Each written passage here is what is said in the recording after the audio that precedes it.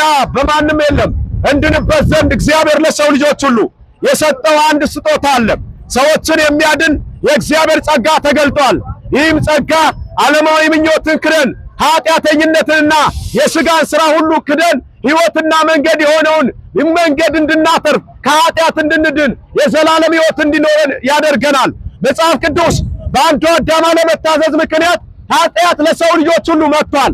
በጌታችን በመድኃኒታችን በኢየሱስ ክርስቶስ ግን መንገድ ሕይወት መጥቷል። ስለዚህ ምርጫው የሰው ልጆች የእናንተ ነው። ወዳጆች ሆይ ኢየሱስን ብታምን ሕይወት ይኖርሃል። ኢየሱስን ብታምን የዘላለም ዕረፍትና ሰላም ያንተ ነው። ያለ ኢየሱስ ግን ሕይወት የለም። ያለ ኢየሱስ ከኃጢአት መዳን አይቻልም። ያለ ኢየሱስ ከእግዚአብሔር ፍርድ ልንድን አንችልም። ከእግዚአብሔር ቁጣ ከኃጢአት የምንድነው ከሰማይ ሰማይ በወረደው ከድንግል ማርያም በተወለደው በሞተውና ከሙታን ሞትን ድል አድርጎ በተነሳው በኢየሱስ ክርስቶስ ስናምን ብቻ ነው። ኢየሱስ ክርስቶስ ይወዳቸዋል። ሕይወት ኢየሱስ ነው። መንገድ ኢየሱስ ነው። ወገኖቼ ሰላም ለእናንተ ይሁን። የሰላሙ ጌታ ኢየሱስ ክርስቶስ ይጠራቸዋል። ጥሪው ለእናንተ ነው። ጥሪው ለሰው ልጆች ሁሉ ነው። ጥቁር የለ ነጭ፣ አይሁድ የለ ግሪክ ሰው፣ ሁሉ ሰው በእግዚአብሔር ተወዷል።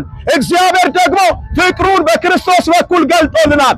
ታዲያ ወንድሜ ሆይ ዛሬውኑ በኢየሱስ ክርስቶስ ብታምን ኢየሱስን የሕይወት ጌታ አዳኝ አድርገህ ብትቀበል የዘላለም ሕይወት ይኖርሃል። ከሞት በላይ ከኃጢአት በላይ የዚህ ዓለም ገዢ በአንተ ላይ አይሰለጥንም።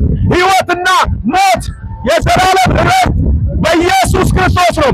ሞትን ያሸነፈው የሞትና መውጊያውን የሰበረው ስለ ኃጢአታችን ራሱን መስዋዕት ያደረገ ኢየሱስ ነው።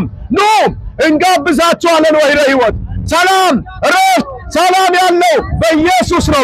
ሕይወት ያለው በኢየሱስ ነው። ከሞት መዳን የምትችሉት ከእግዚአብሔር ፍርድ መዳን ማምለጥ የምትችሉት በኢየሱስ ክርስቶስ ነው።